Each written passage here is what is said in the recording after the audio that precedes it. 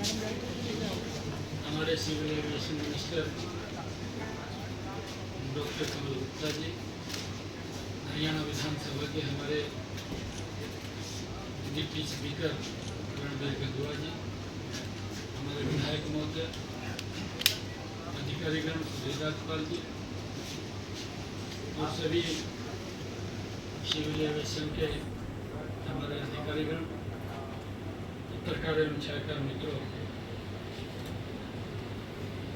हिसार के लिए आज ये बड़ा दिन है और लगातार फेसिस के अंदर जो काम हो रही है, आज लगभग इस टर्मिनल को आगे बढ़ाते हुए 9 कामों की और उद्घाटन भी हुए हैं, उनकी आधारशिला भी रखी है। फर्स्ट फेज के जो कार्य थे वो आदरणीय मनोहर लाल जी ने इस टर्मिनल को आगे बढ़ाने के लिए किए थे। आज उसका दूसरा पड़ाव है। दूसरे पड़ाव के अंदर 9 हमारे यहाँ पर इस टर्मिनल को आगे बढ़ाने के लिए गति से काम तेजी से चल रहा है।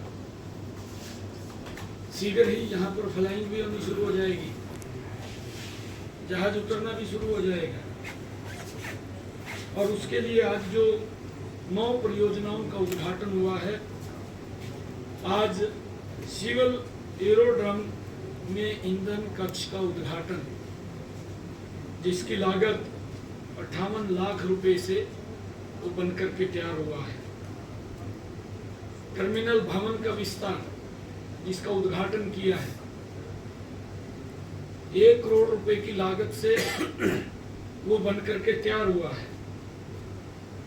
तीसरा ATC हवाई यातायात नियंत्रक, उसके भवन का उद्घाटन हुआ है, जिसके ऊपर 1 करोड़ 25 लाख रुपए की लागत वो लगी है। प्रीति मार्ग, जो इमरजेंसी के अंदर जो मार्ग है और इसके ऊपर जो प्रकाश की व्यवस्था है, जो लाइटिंग लगी है, उसका उद्घाटन हुआ है। लगभग 14 करोड़ रुपए की लागत से आज इसका उद्घाटन हुआ है, जिसकी लंबाई लगभग 14 किलोमीटर है। 5वां हमारा जो रनवे है, जो टैक्सी वे है, उसके विस्तार का भी चरण का आज उद्घाटन हुआ है, जिसकी लागत लगभग 285 करोड़ रुपए है और 3000 मीटर का ये रनवे और टैक्सी वे ये बनकर के तैयार हुआ है, इसका आज उद्घाटन किया है।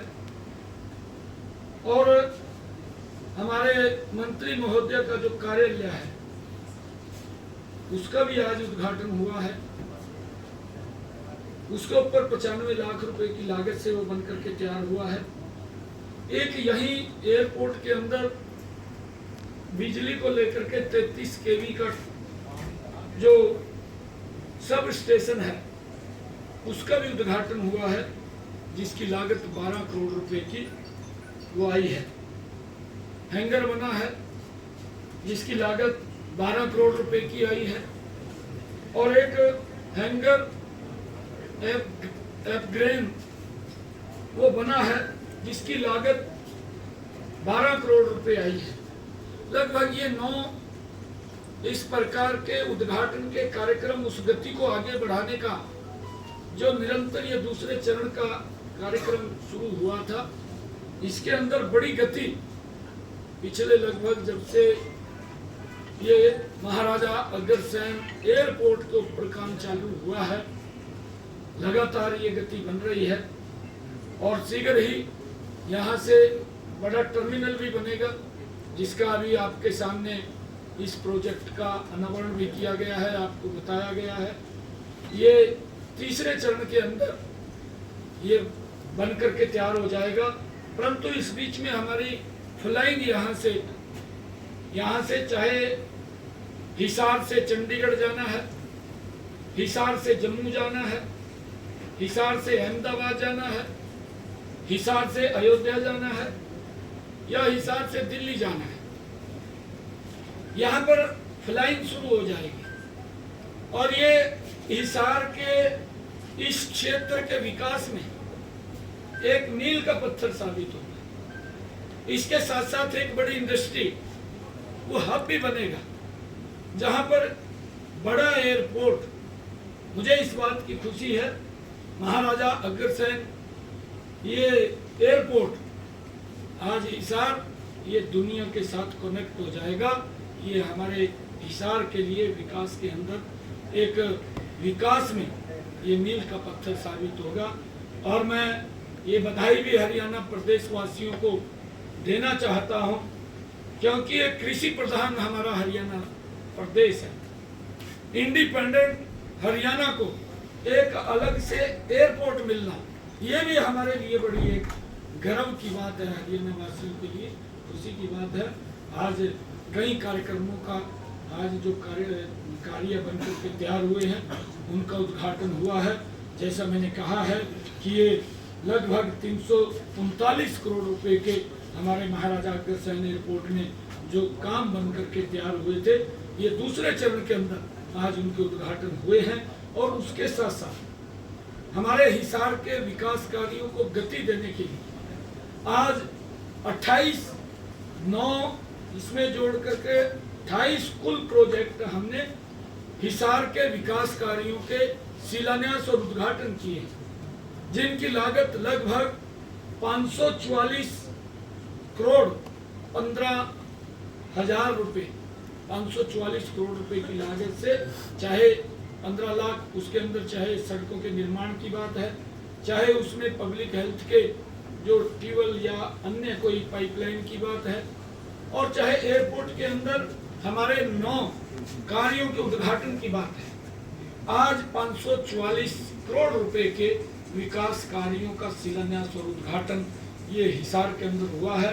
मैं इसके लिए पूरे हिसार वासियों को बहुत बहुत बधाई और शुभकामनाएं। सीएम साहब, प्रदेश में पानी की किल्लत है और आतिशी का ये कहना है कि जो हरियाणा है दिल्ली को पानी नहीं दे रहा है। उन्होंने आंकड़ों के साथ प्रस्तुत किया है और वो कह रहे धरने पे बैठेगी वो। नहीं, देखिए हमारे प्रदेश के अंदर जो आपने कहा है पानी की, क्योंकि पंजाब ने हमारा पानी रोक रखा है, तो बिल्कुल आपने ठीक कहा है, क्योंकि उस पानी को पंजाब अगर हमें देता है तो हमारे किसान की जो भूमि जो प्यासी है और वो उस किसान के खेत के अंदर वो पानी चला जाएगा। परंतु जिस प्रकार का आरोप दिल्ली सरकार लगा रही है वो अनर्गल अनर्थक वो आरोप है, वो ऐसे आरोप नहीं लगाने चाहिए। पिछले वर्ष भी शायद अतिशी को ये मालूम होगा कि उन्होंने कोर्ट में जाकर के भी एप्लीकेशन दिया था कि हरियाणा हमें पानी नहीं दे रहा है, परंतु जो पानी डिस्ट्रीब्यूशन का कार्य था, जितना उन्होंने कोर्ट ने भी तय किया था कि इतना पानी दिल्ली को चाहिए, उस पानी का सोया करके हरियाणा दे रहा है। क्योंकि दिल्ली के लोग, हम सब, कोई व्यक्ति प्यासा न रहे, हमारी ये संस्कृति के अंदर है, पीने का पानी है। परंतु दिल्ली के जो मंत्री हैं हमारे, आज जो सिंचाई मंत्री हैं डॉक्टर अभय सिंह यादव जी, शायद उन्होंने कोई प्रेस कॉन्फ्रेंस दिल्ली के अंदर करके उसका जवाब दिया होगा। मैं उसके अंदर ज़्यादा नहीं जाना चाहता, क्योंकि उन्होंने जवाब दिया है। मैं ये कहना चाहता हूँ कि उन्होंने अपनी व्यवस्था का वो ठीक नहीं की, वो कहीं ना कहीं अपनी व्यवस्था को ठीक करते लोगों के जो समस्याएं आने वाले समय के अंदर उनको दिखाई दे रही थी, उसके ऊपर ध्यान करना चाहिए था, ना कि कोई भ्रष्टाचार के ऊपर। मैं इस बात के अंदर नहीं जाना चाहता, परंतु वहाँ की सरकार वो लोगों के सुविधा देने में नाकाम रही है। उसने अपनी तरफ देखना चाहिए कि पानी का डिस्ट्रीब्यूशन कैसे होना चाहिए। अगर पानी की कमी कहीं उसको नजर आती है तो ये व्यक्ति को आज दिखाई नहीं देता। इसके लिए प्लानिंग तो सरकारें 20 साल पहले, 30 साल पहले कि क्या समस्या आने वाली है उसको लेकर के अपनी प्लानिंग तैयार करते हैं, परंतु वो शायद उस प्लानिंग को वो तैयार नहीं कर पाए। वो खाली लोगों के साथ वायदे तो करते रहे, परंतु उन वादों के ऊपर खरा नहीं उतरे। और जो वो आरोप लगा रहे हैं वो अनर्गल आरोप है, वो ऐसे आरोप नहीं लगाने चाहिए। मैं उनका खंडन करता हूँ। आदरणीय हमारे आज सिंचाई मंत्री हैं, दिल्ली के अंदर उन्होंने पूरी डिटेल के अंदर इस विषय के ऊपर बात की है। मैं इसके ऊपर डिटेल में नहीं जाना चाहता। विधानसभा बंद करवाने को लेकर पूरा जोर अपना लगाए हुए हैं, उनका जोर कितना कम है? देखिए, क्योंकि ये लोग झूठ का सहारा लेकर के लोगों को बरगलाने का काम करते हैं। आज इतना बड़ा ये प्रोजेक्ट का हमने यहाँ पर हिसार के लोगों को आज समर्पित किया है। मैं आपसे आग्रह करूंगा कि और ध्यान दूसरी तरफ ना भटकाएं। तो ये क्योंकि हमारी खबर है, बड़ी खबर है, यहाँ की दब जाएगी। परंतु आपने ये क्वेश्चन जो पूछा है, मैं इसका जवाब अवश्य आपको दूंगा, क्योंकि ये लोग ये झूठ का सहारा लेते हैं और झूठ बोल करके लोगों को बरगलाने का काम करते हैं। ये वहां पर गए हैं आदरणीय महामहिम राज्यपाल महोदय, सभी व्यक्तियों को, सभी दलों को, हर व्यक्ति को प्रदेश के, क्योंकि हमारे प्रथम नागरिक है, जाने का अधिकार है। परंतु मैं भूपेंद्र सिंह हुड्डा को ये बात भी कहना चाहूंगा कि वो अपने पूरे विधायकों को भी साथ लेकर के जाते। 12 तारीख को वो विधानसभा के अंदर मौजूद थे, उनके सामने ही हमने विश्वास मत हासिल किया है। ये आज नहीं, ये इनकी, मैंने कहा है कि इनकी एक सोच इस प्रकार की बनी हुई है कि जब भी सेशन आता है उस सेशन के अंदर ये लोग एप्लीकेशन लगा देते हैं कि सरकार अल्पमत में है। सरकार कोई अल्पमत में नहीं है, उसके पास ही स्वयं कांग्रेस ही अल्पमत में है। आप देख रहे हैं उनके विधायक वो जोड़ जोड़ करके पार्टी जा रहे हैं। और अभी आदरणीय किरण चौधरी जी, जिनको कांग्रेस को भी मजबूत करने के लिए उन्होंने, पूरे परिवार ने अपना पूरा जीवन लगाया, परंतु एक परिवार को, अपने बेटे को ही आगे बढ़ाने के लिए उन्होंने इतने बड़े नेताओं की बलि दे दी। और भी बहुत सारे ऐसे नेता हैं कि जो अंदर ही अंदर घुटे हुए हैं, और आने वाले समय के अंदर ये बड़ा एक विस्फोट कांग्रेस के अंदर होने वाला है। और जो जिस प्रकार की इनकी सोच है, ये तो ये सोचते हैं कि जल्दी ही जिस प्रकार से कांग्रेस राहुल गांधी साहब को प्रोजेक्ट करने पे लगी हुई है, और आज आप देखते भी हैं कांग्रेस के हालात। मैं आपको बताना चाहता हूँ, तीसरा प्लान नरेंद्र मोदी जी बिना रुके उन्होंने देश के अंदर प्रधान सेवक के रूप में शपथ लिया। कांग्रेस तीसरे वर्ष के अंदर भी 3 डिजिट क्रॉस नहीं कर पाई, आज भी 2 डिजिट के अंदर खड़ी है। और ये इस प्रकार का वातावरण खड़ा कर रहे हैं कि भाई हम जीत गए। अरे आपने 3 डिजिट भी क्रॉस नहीं किया, आप जीतने की बात कर रहे हैं।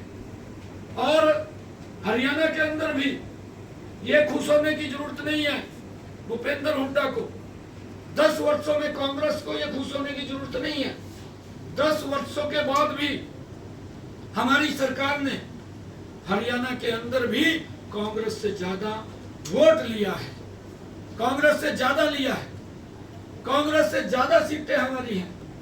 हमारी 44 सीटें आई हैं, कांग्रेस 45 सीटें, कांग्रेस की 42 सीटें हैं। ये इस बात को भी हमने देखना चाहिए। परंतु इस प्रकार का वातावरण, अभी तीसरी बार भी हरियाणा के अंदर जो हम नरेंद्र मोदी जी के नेतृत्व में हरियाणा को मजबूती से आगे बढ़ा रहे हैं, गरीब व्यक्ति की अपेक्षाओं के ऊपर खरा हमारी सरकार उतर रही है। आज बिना पर्ची, बिना खर्ची के युवाओं को रोजगार दिया जा रहा है, और उनसे ज्यादा दिया है। उनका 10 वर्ष का शासन, किसी भी एंगल से आप जागरूक पत्रकार हैं, मैं आप लोगों से भी आग्रह करूंगा कि उनके 10 वर्ष के कार्यकाल को आप बाइफरकेट करके हुड्डा साहब को या कांग्रेस के किसी नेता को पूछना चाहिए। हमारे कार्यकाल को भी 9.5 वर्ष के कि हमने क्या काम किए हैं, उसको ध्यान में रखते हुए कि उन्होंने ये काम किया है, उनको बताना चाहिए आपने क्या किया है, पूछना चाहिए। उसको ये भी पूछना चाहिए कि आपने 10 वर्षों के अंदर कितनी नौकरी दी है, किस आधार के ऊपर दी है। झूठ बोलना तो कोई भी बोल सकता है, झूठ का सहारा लेकर के विकास के कामों के ऊपर वो नींव उन्होंने खड़ी नहीं की। उन्होंने जो नींव खड़ी की है, मैंने कहा है कि हमारी परसेंटेज ज्यादा है, हमारी वोट ज्यादा है, और उसके बावजूद अगर समीकरण, क्योंकि आंकड़ों का होता है, उस आंकड़ों के कारण हम पीछे रहे हैं थोड़ा। जो हम 2019 के अंदर हमने जो प्रदर्शन किया था, उस प्रदर्शन से हम थोड़ा पीछे रहे हैं। परंतु विधानसभा के चुनाव के अंदर भारतीय जनता पार्टी तीसरी बार बड़े मैंडेट के साथ सरकार बनाएगी। ये हरियाणा प्रदेश के लोगों ने तय कर दिया है। और इस बात को लेकर के मैं बताना भी चाहता हूं कि मैं खुद ही जब करनाल से पार्टी ने मेरे को प्रत्याशी घोषित किया तो सारे के सारे दल एक ही मंच के ऊपर, एक पल्ली के ऊपर आकर के बैठ गए और कहने लगे कि बीजेपी को हराना है और सब इकट्ठे हो जाओ, यहाँ से करनाल से रास्ता चंडीगढ़ जाएगा। परंतु क्या स्थिति की उनकी, बड़े मैंडेट के साथ विधानसभा का चुनाव जो चुनाव था वो करनाल के लोगों ने ये संकेत दिया है कि चंडीगढ़ तो 2024 के अक्टूबर के चुनाव जब होंगे भारतीय जनता पार्टी कमल का फूल ही जाएगा, नरेंद्र मोदी के नेतृत्व में ये हरियाणा आगे बढ़ेगा। ये संकेत दिया है, ये इनको समझना चाहिए। कांग्रेस अल्पमत में है, हुड्डा साहब आप अल्पमत में है, आपके पास विधायक नहीं है। अगर आपके पास विधायक है आप उनकी परेड कराइए। मैं ये बात कह रहा हूँ कि आप गुमराह मत करिए।